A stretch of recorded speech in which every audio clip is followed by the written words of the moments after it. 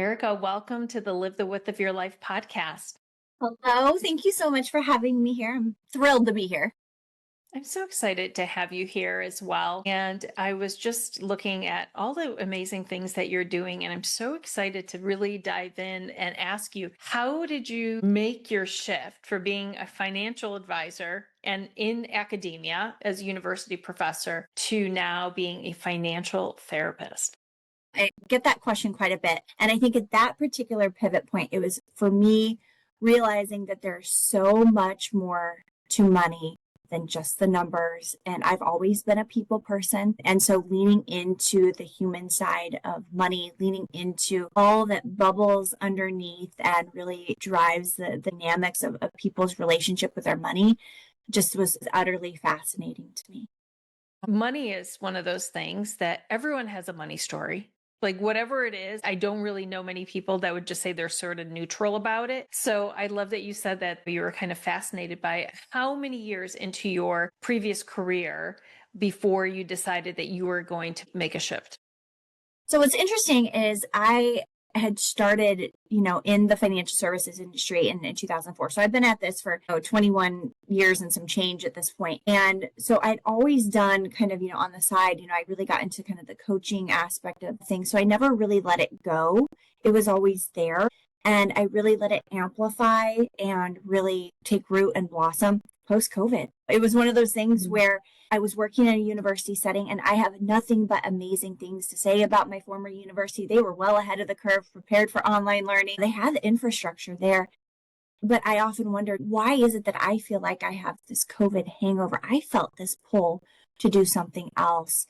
And I wasn't sure if it was teaching, if I was burned out from that, which I don't feel like it was. But at the same time, I was starting to get more calls from people and saying, hey, you've been doing this forever. I'm feeling this pull to do something different. I've got these emotions around money now. I need help. And so it was this very organic, congruence that came together all of a sudden. And I was like, it was the perfect time for me to say, I think I'm going to retire from academia. And here I am now. And was so grateful for making that shift. It's scary to make that shift. It really is scary. And did you know anybody else at the time that was doing what you wanted to do? Not really. I think so many people were like me in the sense that we have kind of a full-time job, livelihood, and we do coaching or therapy on the side, kind of that side hustle culture. And so in my close relationships, I didn't really know anybody who was doing it. In fact, I got a lot of people who said, are you nuts? Yeah. I truly did. They're like, how are you going to make money? And I'm like, I'm going to figure it out. It's going to be okay. Because I just had this very big pull to do it. I don't think if I didn't have that big pull, I would have done it. There was no wishy-washiness around it. I don't know if that makes sense. There was no wishy-washy around it. It does, because I did the same thing when I left banking and corporate to start my coaching business.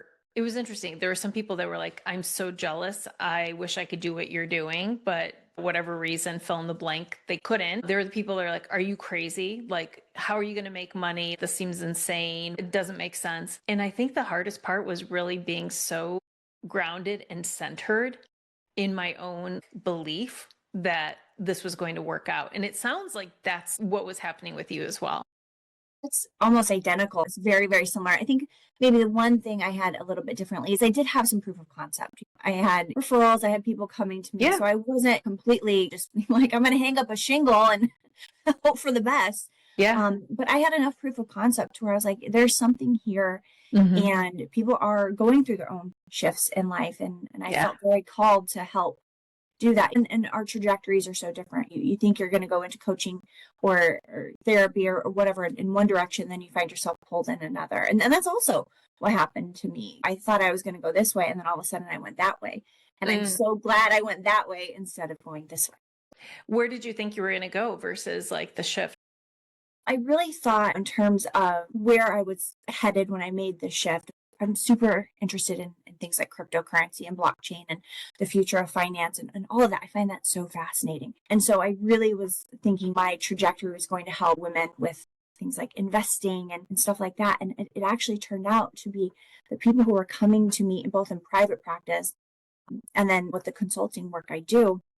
It's people who are in debt. And I find that so fascinating because, like you, who's been in the financial services industry for a long time too, the idea of working with people who are in debt doesn't necessarily seem like something we were academically or professionally kind of incubated around. That was kind of like something that was really over here. I really had that opportunity to lean into it because I started figuring out really early that in my private practice, debt's not discriminating. And I was working with people who were making six figures, and I still do, but they had a major life event or there was a gambling addiction involved or spending to the nth degree. And those were the kind of clients I was getting in my private practice. And then in my consulting work with Beyond Finance, I've been there for 4 years. Debt truly does not care what life event you've encountered: death, divorce, health issue, job loss. And I think COVID, of course, brought a lot of that to light. And I look back on these last 6 years or so, just kind of in awe in how my career has unfolded and how it really mirrors, I think, what I felt from the inside out when it came to helping people with their money and even helping myself in that way of trying to figure out what shift do I take now. Right. No, absolutely. It's interesting how when we pay attention, we see that the breadcrumbs are being laid for us and you got curious about it. I always say, like, allow yourself to get curious because there are signs and there are directions. And of course, anytime you start something new, you think that you know the way it's going to turn out, and then something else happens and you follow that direction. But talk a little bit more about debt, because I think we know that this is such a common issue. So what are some of the, maybe the standard money beliefs that when people find themselves in debt, like what are some of the things that are kind of common across the board? I would say by and far the first thing that is common when people get into debt is there's this overwhelming sense of shame. Everybody feels like they are a bad person for getting in debt. I mean, that I think is a universal experience. I think some people feel the shame a little bit more deeply. I think there's degrees of shame, but I don't think anybody escapes the shame. And I think that very much has to do with the way we've been conditioned, both by cultural norms, our families, religious institutions, the financial institutions themselves. There's so much conditioning around what debt is, what it means, and especially what it means in terms of your self-worth and your deservingness as a human. And so debt is just considered bad. Savings is good. Budgeting is good. Planning for retirement is good. But debt, oh my gosh, it's over here and it's bad, bad, bad. It's very common to internalize that badness of the debt. We're giving a moral judgment to something that shouldn't have a moral judgment. And of course, people internalize that moral judgment as a moral failing, which of course turns into that shame. And it seems like if you have the shame, you have those negative emotions already happening in your practice. How do you help people deal with that in order to be able to receive what they need in order to make the shift? I really like to frame the experience of debt, the financial condition of debt, as a financial condition. It is a temporary experience. Debt is something you have, it's not who you are. And I think the more you can kind of lean into the idea that, okay, the debt is not me, it does not represent who I am or what I stand for or my values. This happened or that happened. But it allows me to then, in that reframe, treat this as a healing journey. I think anybody who is dealing with debt needs to view this as a journey of healing, financial healing, emotional healing, mental healing, a lot of times physical healing, because they're all interconnected, spiritual healing.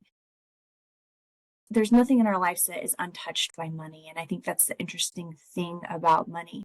And so when you have these overwhelming negative feelings around a financial condition, which is arguably the most negative, is what we've been taught, it's important to kind of take yourself out of it a little bit and look at it as a path of learning, of growing and healing. So you can start to, what I call it is release that personal gravity of the debt. It's just such a heavy weight.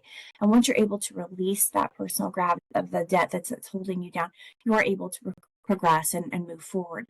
But it takes time to get there. And it's not an easy journey. And just being there with somebody to walk alongside them, I think is one of the greatest honors of what I get to do just in my life, because it's so hard. It is so hard to get out of that space of I'm doing something wrong. I'm a bad person. Debt is bad. And it's not like these other financial conditions or experiences. It's a heavy weight load. Yeah, it's so interesting because so much of the stories that we tell ourselves, whether it's about money or it's about our limitations, we cling onto these identities that are not who we really are. So I love that you reframed it and said it's something that happened, it's a situation, it's part of a journey, there's a way to get out of it, there's a healing aspect to it, and also the fact that it does impact us holistically as a human because it really does touch everything. So one of the things I thought was really interesting about your background is that you are also a yoga teacher. And so how is that practice? Do you pull that into what you were doing with clients, or how has it helped you as you are helping people on this healing journey?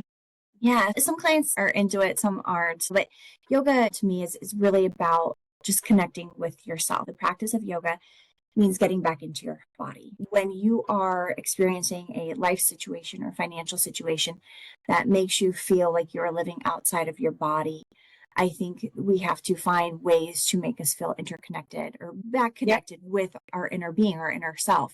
And whether that is a traditional asana practice where you're practicing poses, that's one thing. But there's also really other wonderful grounding aspects of yoga, in terms of the breathing. Yogic breathing is something I love to teach because it is so impactful, and it creates a sense of coming back to yourself and quieting the mind. When we've got that monkey mind where we've got the chatter and it's telling us that we're bad or things are never going to get better, we don't have that space, that compassionate vastness that allows us to really see, kind of through the fog that exists. Because that's what so much of this does. It creates this fog, and that fog comes from that disconnect with self. And so I really do encourage people to find ways to connect with their inner being, their inner voice, and return to what is really important. Because what I also have found in my many years of doing this is when people in debt in particular are so overwhelmed and focused on the debt, they pay so much attention to it energetically, Oh, yeah. and it affects everything else in so many ways, and they stop paying attention to the things that really do matter. As you were talking, it just made me think of how dysregulated most people are. And especially when they're dealing with a stressful situation, they don't feel safe in their body. So we become very disembodied. So, with the practices of breath work and yoga, two things that I also teach, which is funny. So, yeah. So, I know just the beauty of it. But have you ever worked with someone who was in financial debt, but very regulated? Or did you find that most people are dysregulated?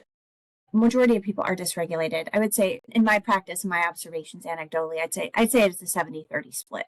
I Yeah. would say about 70% are dysregulated. 30% are like, okay, I got in this situation. Let's get me out. Yeah. Like practical Ready to focus. go. They're Yeah. ready to go. But I do find those clients don't have any sort of shame attached to it. And I think that's Interesting. that's the difference. One example is I had a client who'd gone through a terrible divorce, and she was just so happy to be gone with the whole situation. She ended up Yeah. with a lot of debt out of it, and she was so happy to be done with that chapter of her life that whatever she needed to do to move on from it, she was ready to do. But there are other people in similar situations that creates an entirely different emotional landscape. And again, that is based on everybody's values, their backgrounds, all these things that make us who we are. It definitely has an impact on the way we respond or react Yeah. to life events and situations. But I would say by and large, there is a level of emotional dysregulation that exists. And there's some terms that people use sometimes when talking about finances or money. They might say financial wellness, or some people will say, I just want financial freedom. What terms do you like, or do you have some definitions for those two terms? So I think those two terms are very interesting. When we think financial freedom, I really define freedom itself as value. And I do a lot of values based work. I really like it when people identify what their financial values are, which is a great thing to do and be able to be flexible and creative with them. And I really identify freedom as value. Everybody has a different definition of that. What financial freedom looks like to me is going to look probably a little bit different than what it looks like to you. And so I think there are variable definitions when it comes to financial freedom. I think that is a very individual type of adventure in defining it. Financial wellness, I define that very much as the emotional aspects of money. That is the things that it's beyond the numbers at that point. We can be financially very well off. We can have all the financial literacy and knowledge in the world, but if you are emotionally dysregulated, you are not going to ever attain a level of financial wellness. Yeah, absolutely. And I do think it is individual as well. And so when people say it, it's so important to get clear on what is the freedom? What does that look like for you? And maybe sometimes it's not a number. Sometimes it's a feeling instead.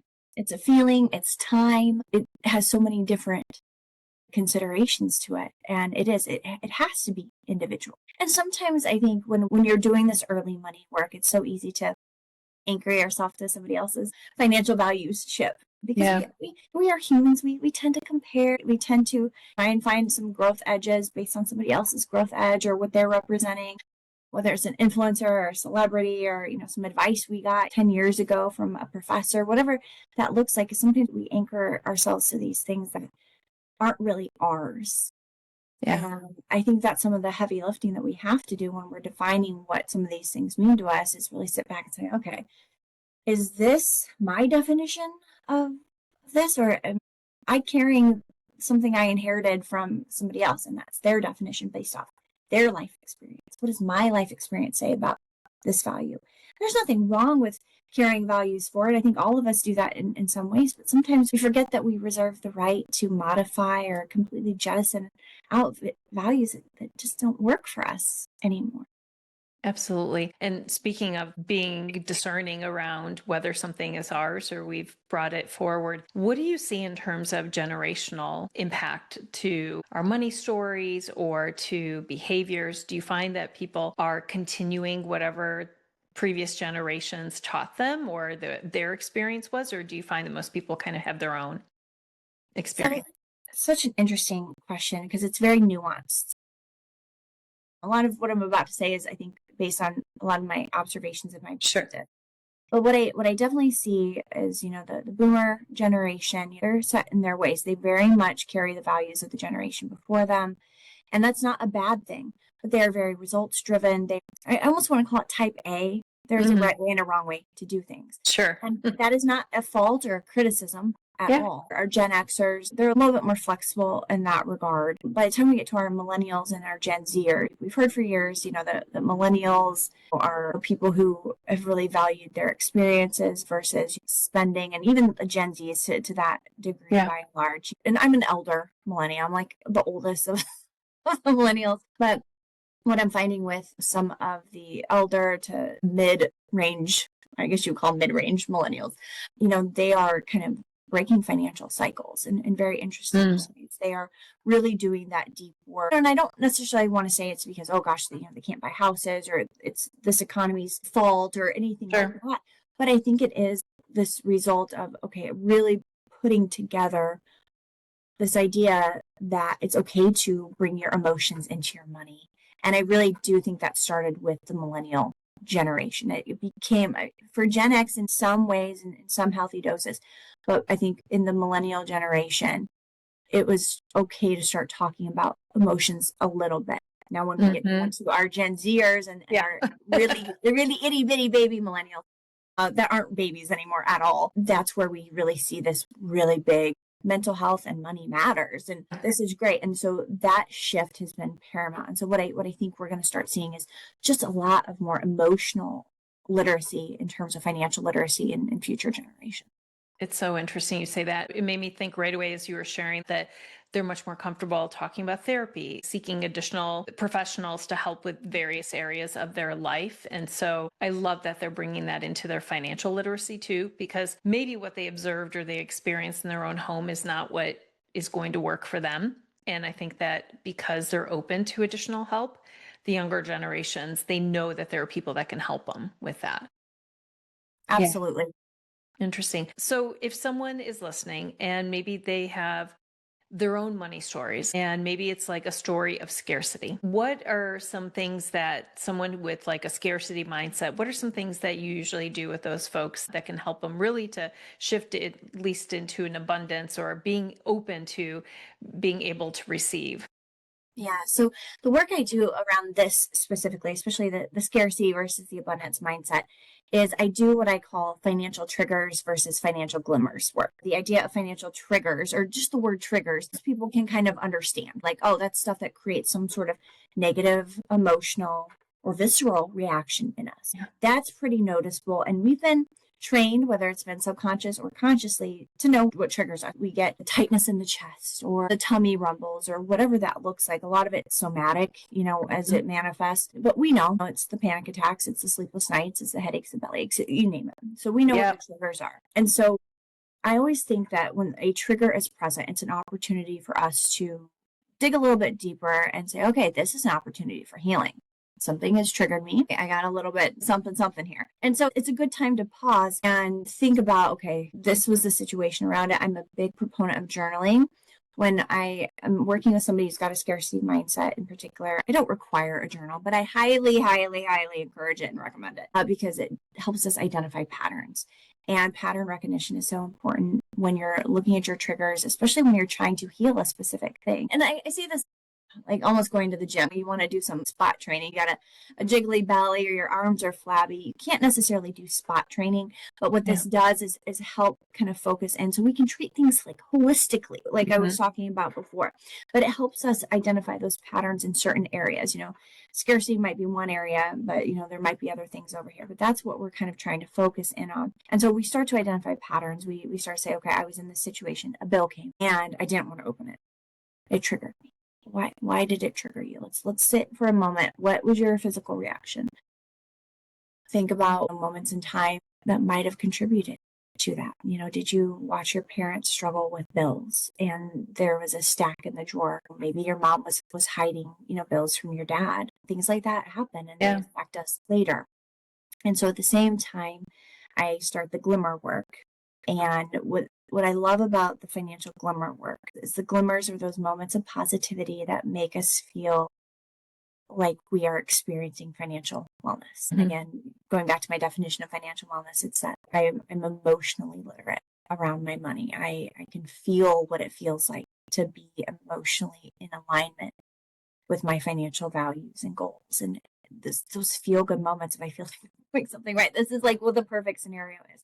Yeah. But the thing about glimmers, unlike triggers, is the glimmers aren't markedly obvious. You have to train yourself to find them. And so it might be in a day, you're triggered by a bill coming, but yet at the same time, you paid your electric bill, no problem. And it was nothing. You didn't even register that.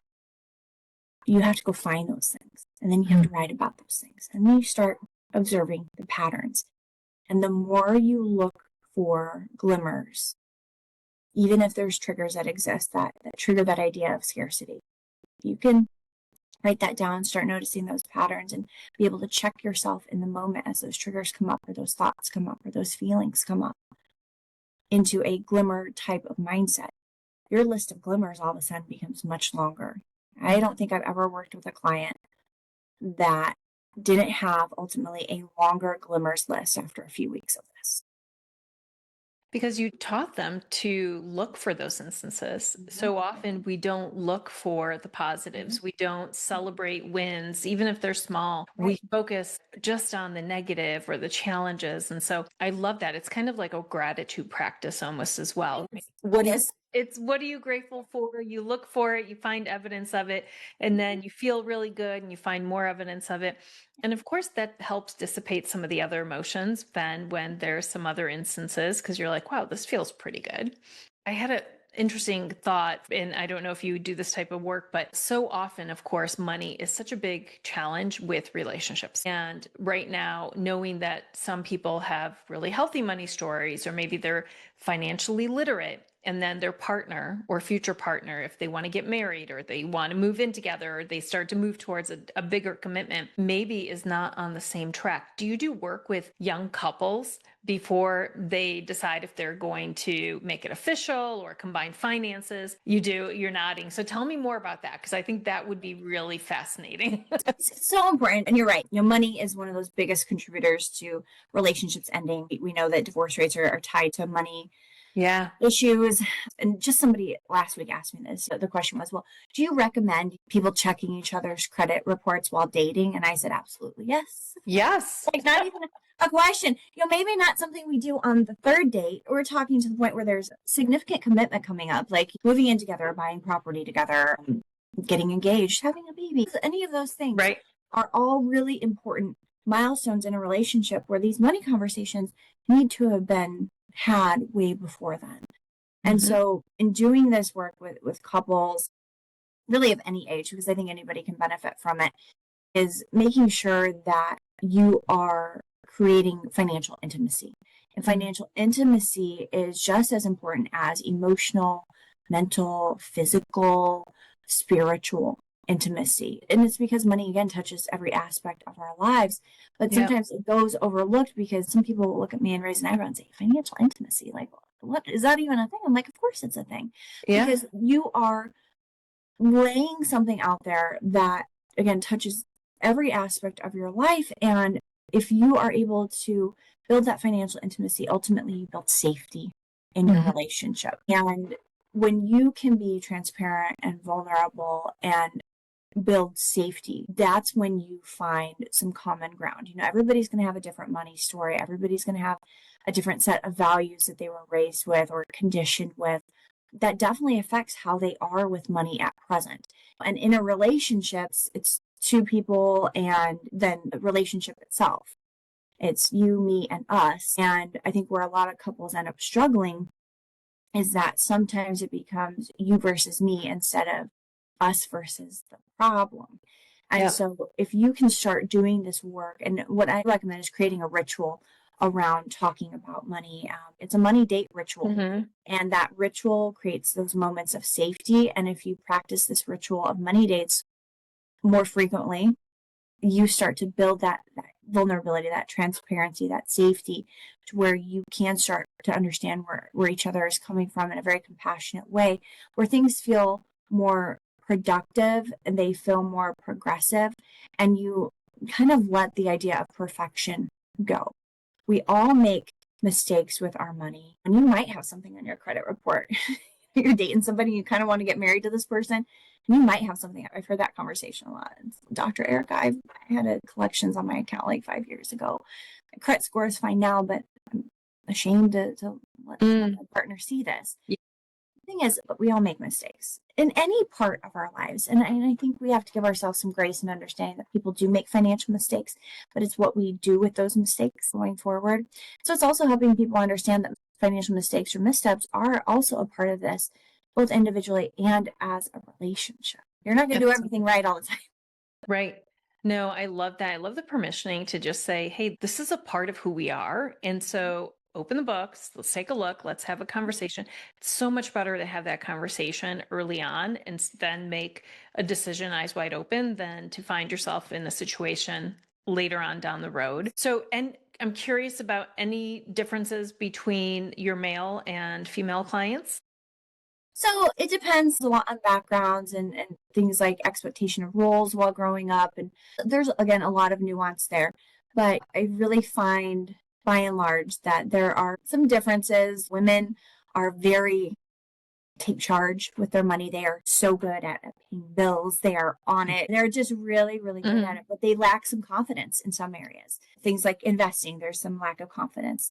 There's still, unfortunately, a lot of hesitation to get help from financial professionals that exist out there because they are women and they are afraid that they're going to be misled. There's still a lot of that exists. Looking at financial services 20 years ago compared to now, I mean, it's practically, I want to say a night and day difference, maybe not complete night and day difference, but it has improved quite a bit. The sentiment of managing money and things like that. But there's some of that distrust that still exists. For men, there's still that pressure, right? There's that pressure to perform. There's that pressure to the weight of the world on your shoulders in a lot of ways. And it creates a tremendous amount of stress with men too. So everybody's got something. You said it earlier. Everybody's got a money story. And we definitely see it across genders, across generations. We see it kind of all over the place. And I think there's so much place or space or opportunity, maybe it's opportunity, to start honoring that. and Yeah. say, we are a little less confident. How do we, as coaches, educators, how do we help make women feel a little bit more confident going forward? It's not that they're not bad with money at all. They just don't feel like they've got the capacity to do it.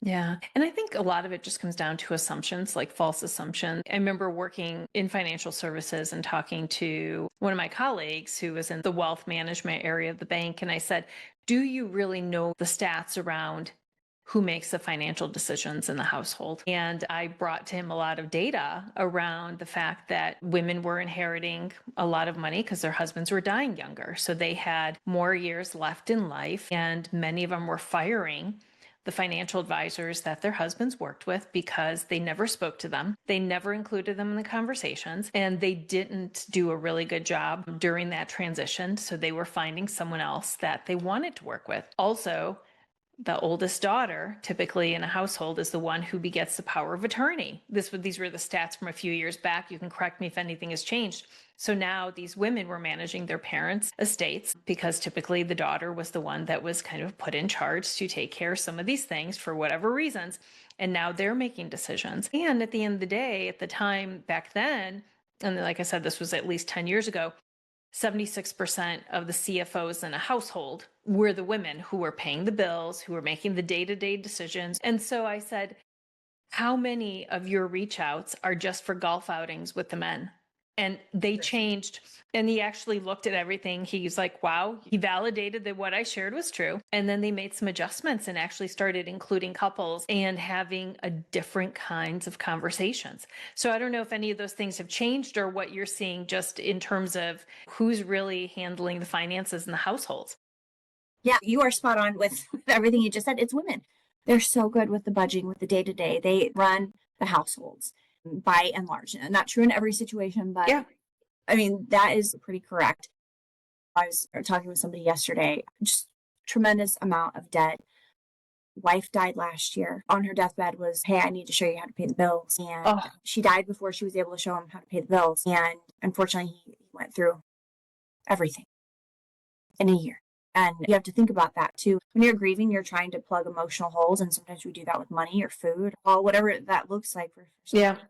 But that is such a common thing. And we do have to think about how the role that women play, the important role in a household that they play. If they do not survive their husbands, what happens to the husbands? And so you can see where both sides of this are Yeah. really, really valid to consider. We need to include couples together. Everybody needs Absolutely. to have this financial intimacy with or without the help of a financial advisor, ideally with the help of a financial advisor if they're, getting to that point. But the right hand needs to know what the left is doing. Yeah. You have to. It doesn't mean that we can't assign somebody a job. You can't say, okay, honey, I'm going to be in charge of paying the bills. You manage these investment accounts, or you manage the golf outings with this person. But we still need to make sure that we know where things are. We both know how to do things, or at least know how to find things. One of us die or something. That's so true. So if someone's listening and they acknowledge that maybe they don't have the confidence, what's one shift that they could make in terms of getting control of their finances or just having a better money story? Besides working with you, of course, which we'll talk about in a moment. I think the first thing to recognize is you're not alone. There are so many people out there. I think you'd mentioned this, like this perception that I have to know everything about money to be even able to dabble in it. And I think what that does is it creates these walls. There's so many walls that we build up thinking that we have to know everything about money before we can even try and figure it out. And then, of course, it just makes us feel dumb or stupid. The amount of adjectives that are just disparaging that I've heard people belittle themselves over the years, it's crazy. You are none of those things. Yeah. You are in 99% of the population where we're just all trying to figure out this together. This is your first time on this earth. Let's not forget, we're all here for the first time. This is your first rodeo. We're all doing it together. It takes some time to just ground yourself and say, you know what, I'm not the only person in this boat. I'm just trying to figure this out. I'm going to steer my ship in the direction I think it needs to go. And if I'm feeling like I'm not captaining so great, I'm not going to beat myself up about it, but I'm going to be okay with asking for help. Yeah. So good. Such great advice. Erika, tell me, how can people work with you if they want to?